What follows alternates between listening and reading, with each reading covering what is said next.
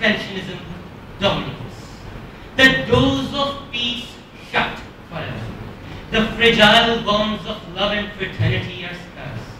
Racial discrimination, economic depression, quest for oil resources, adamant presence of US troops in Iraq and Afghanistan, global financial combat, increasing sheer belief in the survival of the fittest, shrieking mankind in the clutches of aggression and brutality, bifurcating the rich and the poor, global frustration from honorable court of justice, annihilation of human rights, molesting of national integrity, futility of UN accords. Pronounce it, propagate it, and prove it that war settles everything.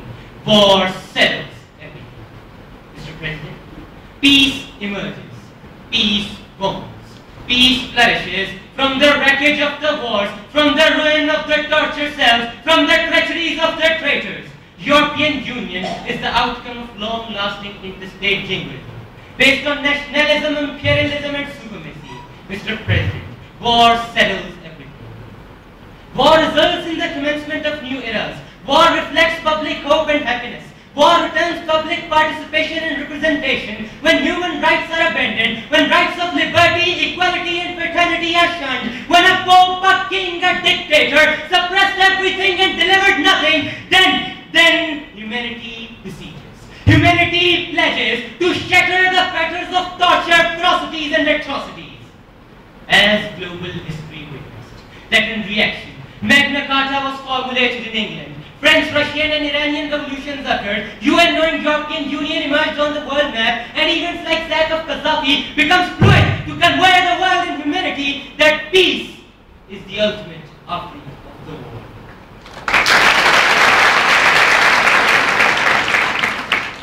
Mr. President, war settles everything.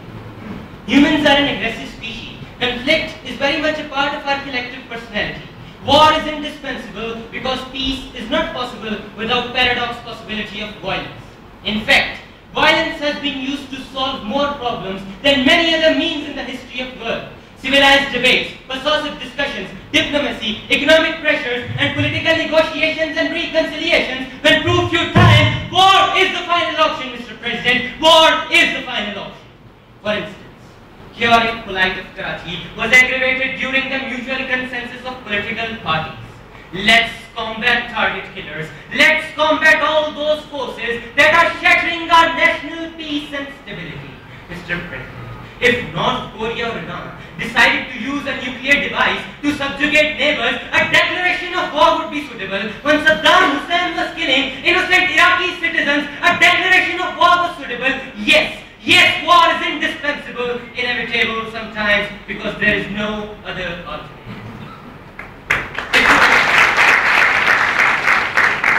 If you allow a tyrant room to grow, instead of confronting him with a fight, his power continues to grow as well, and spreads like a disease. A perfect example is Hitler. A dictator, a murderer. Mr. President, war settles everything. Agonizing milieu of modern world compel mankind to wage a war against tyranny, a war against injustice, a war against brutality, a war against exploitation, a war against manipulation, a war against victimization, to wage a war against all those shackles that have tarnished humanity. Let me pronounce it, sir.